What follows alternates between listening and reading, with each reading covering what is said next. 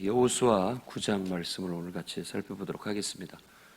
2017년 7월 첫째 주에 우리가 여기서 예배를 드렸는데 그때 우리가 읽은 말씀은 여호수아 20장입니다. 그러니까 곧 이제 3년 3개월이 지나면서 한 바퀴가 성경이 다 여기 세종에 와서 읽는 게 다 마무리가 될 겁니다. 그때부터 계속 그 규칙에 따라서 매일 성경을 읽었다면 이제 성경을 한번 다 살펴본 것이 되게 되는 겁니다. 아무튼 매일 성경 한 장을 읽고 또 요약하고 또 배우고 묵상하고 실천하는 것은 우리 풍요로운 공동체의 하나의 습관이 되어서 그렇게 살아가면 좋습니다. 물론 다른 방식들도 많이 있겠지만 우리는 우리 공동체 나름대로 그런 습관을 들여서 그렇게 실천해 나가면 유익이 됩니다. 그리고 횟수를 더해 갈수록 뭔가가 이렇게 쌓이게 되고 성장한다는 걸 느끼게 될 겁니다. 뭐든지 한번 시키는 대로 제대로 해보세요. 그러면 그 효과가 있다라는 걸 알게 될 겁니다. 어느덧 벌써 성경을 이 세종에 와서 한 바퀴를 돌게 된다라는 것이 저도 감회가 새롭고 그렇습니다. 아무튼 매일매일 성실하게 그래서 뭐 크게 욕심 부리지 않고 내가 할 수 있는 만큼의 내 본분을 한다라는 마음으로 나아가는 게 좋습니다.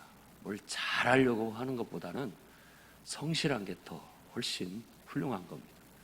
꾸준하고 성실하게 달려가는 것이 훨씬 더 우리에게 제가 볼 때 유익하고 또 좋은 평가를 받을 수 있다고 생각합니다. 오늘 말씀은 이제 기브온 족속에 대한 얘기입니다. 기브온 족속. 가나안의 7 족속을 멸하고 그곳을 차지하라는 하나님의 명령이 주어졌는데 오늘 1, 2절에는 바로 그 6 족속이 나옵니다. 헷 족속, 아모리, 가나안, 브리스, 히위, 여부스 족속. 이 족속들이 요단 서쪽에 있는 족속들인데 이 사람들이 벌써 여리고성이 함락됐지, 아이성이 함락됐지 이런 소문을 듣고는 자기들끼리 동맹을 맺습니다. 여호수아를 맞서 우리가 힘을 합쳐 싸워야 된다라고 해서 동맹을 맺었다라는 이야기가 나옵니다. 여기서 한 족속이 빠졌죠.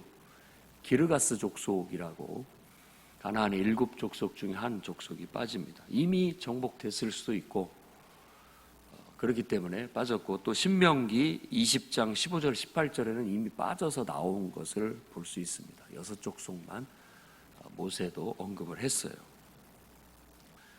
요단 동편 땅에 시온과 옥은 벌써 정복을 했고 또 여리고와 아이성도 정복을 했고 이제 최초의 가데스 바네아 쪽에서 남쪽부터 밀고 올라가려 했던 계획은 이제 좌절됐고 요단강을 건너서 중앙을 쳐서 남쪽을 치고 북쪽을 치는 이런 식의 방향으로 북쪽을 치고 남쪽을 치는 방향으로 중앙부터 쳐 들어가는 그런 작전으로 지금 진행이 되고 있습니다. 그런데 이제 여리고성도 나름대로 의미가 있고 아이성도 나름대로 의미가 있었어요. 근데 이 기브온 족속은 또 다른 의미가 있어 우리에게 소개를 해주고 있습니다. 이 기브온 족속들이 이렇게 있다가 우리 다 죽게 생겼다. 이 기브온이 어디냐면 지금 아이성 근처예요. 바로 근처입니다. 그러니까 아이성도 베냐민 지파가 나중에 차지하게 되는 땅입니다. 예루살렘으로부터 해서 이렇게 전체적인 지역이 바로 그 베냐민 지파가 차지하게 되는데 아이성도 그렇고 여리고성도 그렇고 지금 이 기브온 족속이라고 하는 이 족속이 살고 있는 땅도 마찬가지 다 베냐민 지파가 차지하는 분할해서 갖게 되는 그 땅 이야기입니다. 근데 이 기브온 족속들을 이렇게 얘기하면 히위 사람이라고 성경에 오늘 말씀에도 나와 있어요. 그래서 히위 족속의 한 기브온 족속이라고 볼 수 있고 그 기브온 족속이 죽을 것 같으니까 지혜롭게 행동을 합니다. 기브온 족속 입장에서 보면 아주 지혜롭고 현명한 거예요.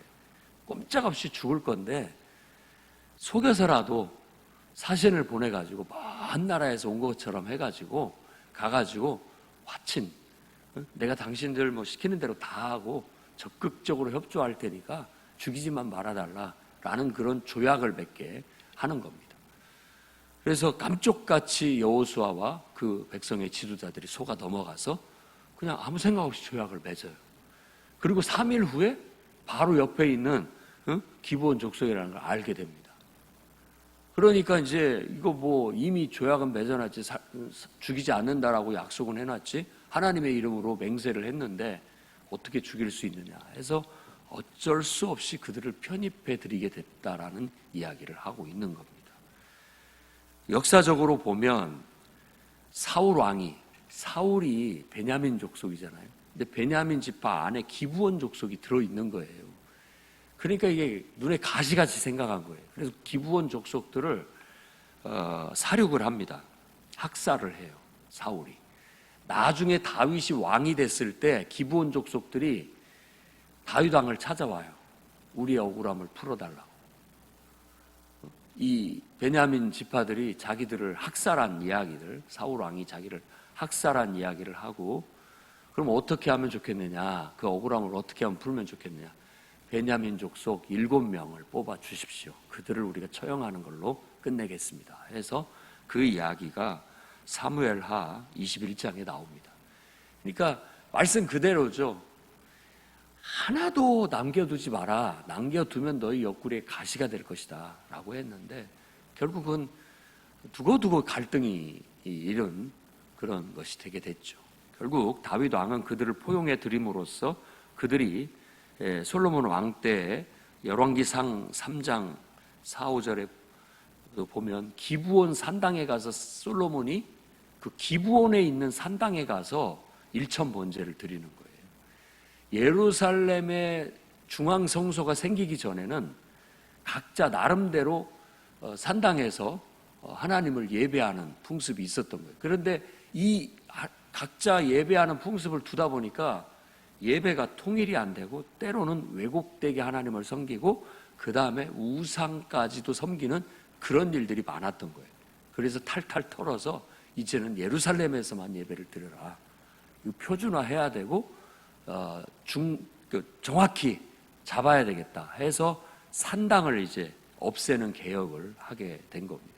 그래서 신명기서에는 이미 벌써 하나님이 택하신 곳, 그곳에서만 예배를 드려라라고 그렇게 얘기를 하게 되는 겁니다. 오늘날도 마찬가지입니다. 각자 예배를 드리고 하나님을 섬길 수도 있지 않느냐라고 하는데 위험성이 도사리고 있는 거예요. 늘 왜곡될 수가 있고 표준화가 해서 흐트러질 수가 있게 되고 또 잘못된 방향으로 흘러버릴 수가 있게 되는 거예요.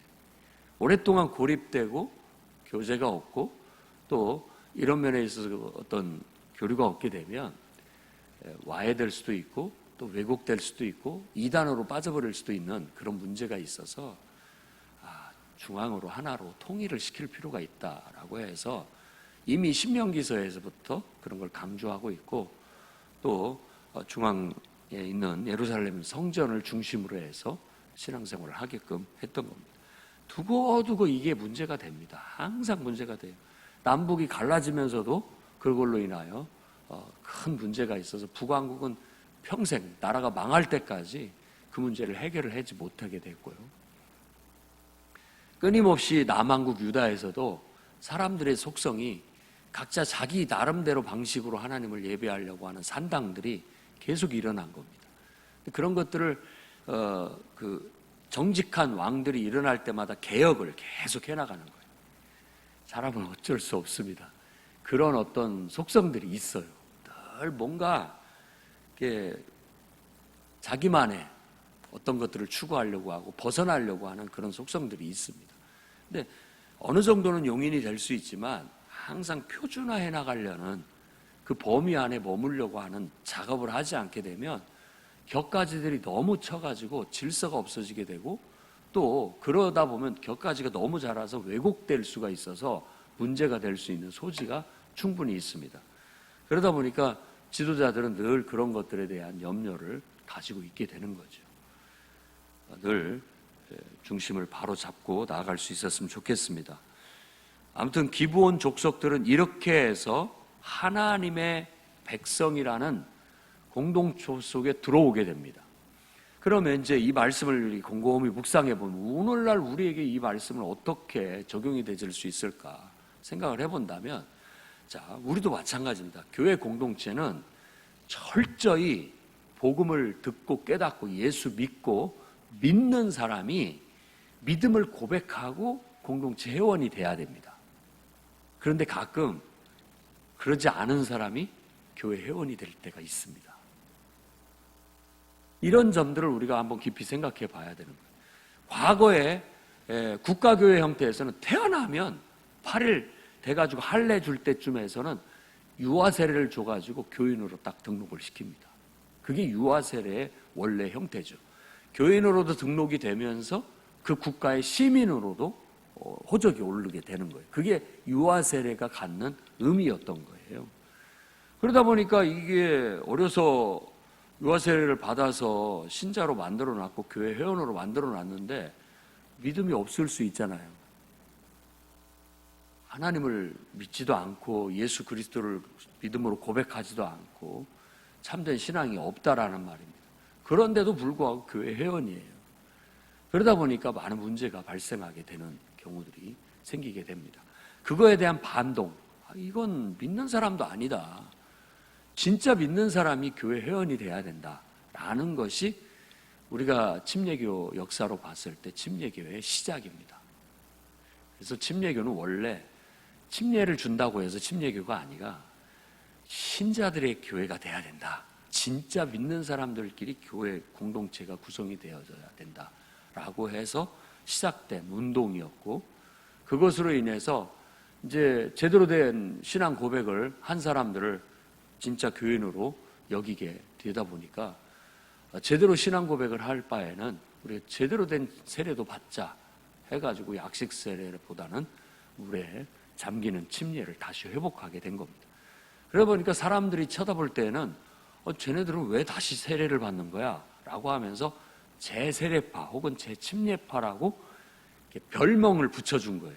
그것이 교회 이름이 돼버린 겁니다. 교단의 이름이. 그래서 지금까지 오게 된 거죠. 우리 속에는 늘 교회 공동체는 진실한 신자들의 공동체가 돼야 된다는 그 개념을 가져야 됩니다. 제대로 된 신앙 고백이 없는 사람이 교회 회원이 되면 그 사람들에게 일단은 그 사람들이 들어오게 되면 교회가 그 사람들에 의해서 영향을 받으면 혼란스러워요. 다툼이 늘 끊이지 않습니다. 생각이 틀리기 때문에. 그 다음에 이 사람들에게 교회 안에 회원이 됐는데 맡겨줄 수 있는 일에 한계가 있어요. 말씀을 가르친다든지 중요한 일을 맡길 수는 없습니다. 그래서 성전에서 물을 깃고 나무를 베는 허드렛 일을 하도록, 그런 일들을 하도록 맡겨주게 된 겁니다. 그냥 내버려둘 수는 없고 뭔가를 하긴 해야 되는데, 그렇다고 해서 중요한 일을 맡길 수는 없고, 그래서 허드렛 일을 하게 되는 거죠. 우리도 이제 필요에 따라서 교회에 음식을 하는 일이라든지 또 청소를 하는 일을 외주를 줄 수는 있겠죠. 외부의 사람들을 통해서 그 일을 할 수는 있지만, 그런 사람들이 교회에 어떤 의사결정을 한다든지 중요한 어떤 방향을 결정한다든지 어떤 의결을 한다든지 하는 일에는 참여시킬 수 없는 게 맞습니다. 그래서 기브온 족속은 바로 그런 존재로 이 이스라엘 백성 속에 존재하는 한 족속이 된 거예요. 결국 이들도 나름대로 하나님의 백성, 이스라엘 백성 안에 들어옵니다. 그리고 성경에 보면은 이스라엘이 이 야곱의 12 후손들만이 아니라 여러 잡족들이 포함되어져 있다는 걸 알 수 있어요. 그러면 이제 라합도 내나 이방인인데 들어온 거잖아요. 치고 들어온 거고, 유다의 그 다말이라는 여인도 내나 치고 들어온 거잖아요. 그 아들 이름처럼 다 이렇게 가입돼 들어오는데, 이런 사람들이 소정의 과정을 거쳐서 이방인들이 유대인이 되는 겁니다. 이스라엘 백성이. 그럴 때 이제 의식적으로 행해졌던 게 이제 침례 의식이었던 거예요. 자신들이 물을 건너온 것처럼, 홍해를 걸라고 통과한 것처럼 그 의미를 담아서 물로 세례를 줌으로써 신분 세탁을 하는 거죠. 그래서 저는 이제 하나님만을 섬기고 참된 신앙을 가진 그런 사람이 되게 하는 거예요. 근데 정말 그러고 싶어서 하나님을 알고 깨닫고 고백하고 그렇게 된 사람이 있는가 하면 그냥 묻어서 된 사람들이 있습니다. 그냥 한꺼번에. 우리도 마찬가지일 수 있죠. 부모의 신앙은 좋으나 자녀들은 그냥 묻어서 들어와 버리는 경우가 있어요.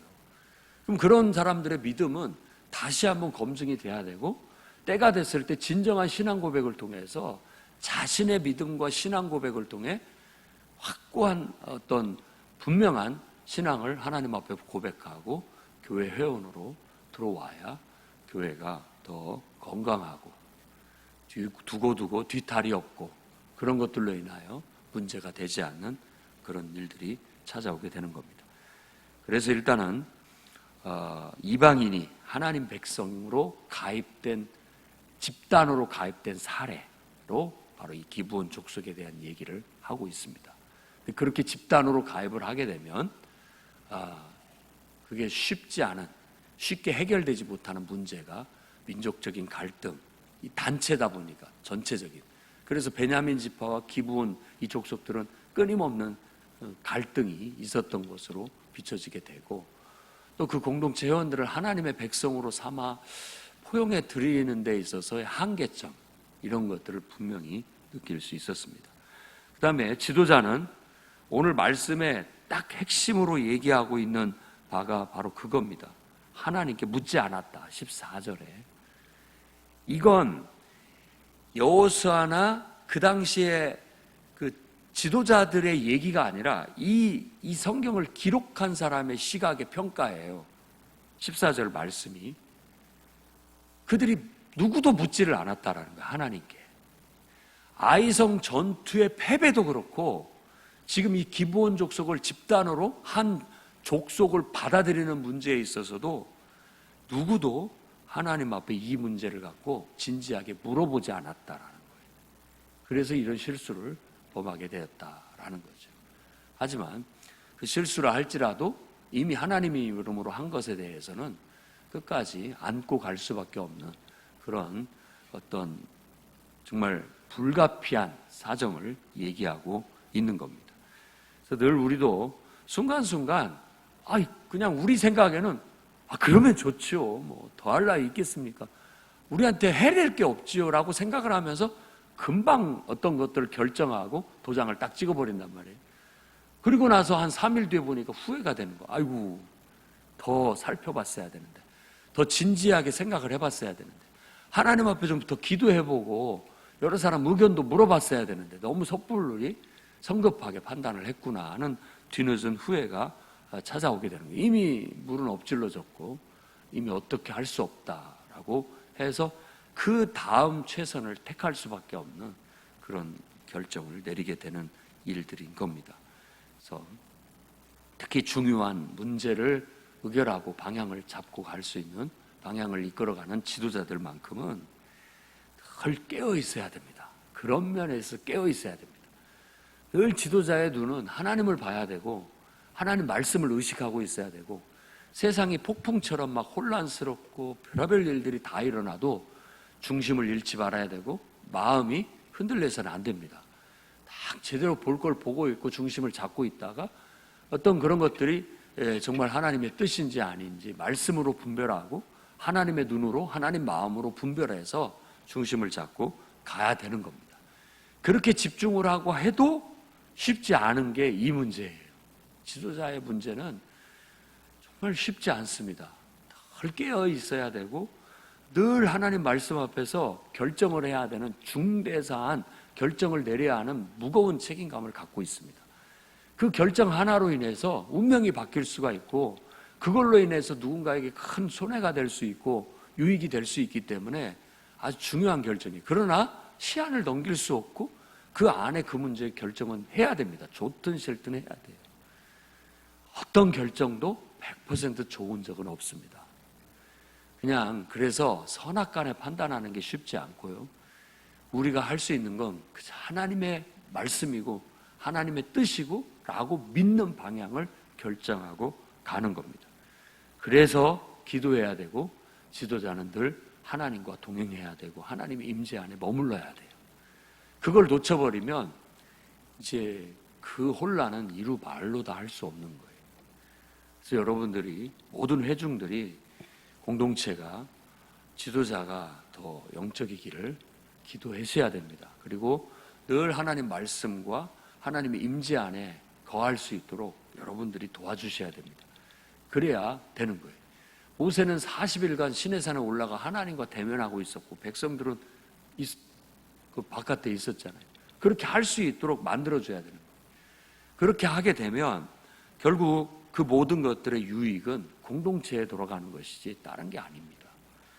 그래서 한번 지도자의 입장에서도 생각해보고 또 회중의 입장에서도 생각해보고 우리가 어떻게 하면 하나님 말씀대로, 하나님 명령대로 건강한 교회를 세우고 하나님의 역사를 이루면서 이 땅에서 하나님의 사명을 다 해낼 수 있을까에 초점을 맞춰 목회자와 성도들이 한마음 한뜻으로 서로 협력하고 화합해서 우린 이런 실수들을 좀 줄여갈 수 있도록 가능한 한 정말 하나님 명령대로만 정직하게 바르게 나아가서 건강하고 힘있고 온전한 역사를 이루나갈 수 있는 우리 풍요로운 교회와 성도들이 되시기를 주의 이름으로 축원합니다. 기도하겠습니다. 거룩하신 주님,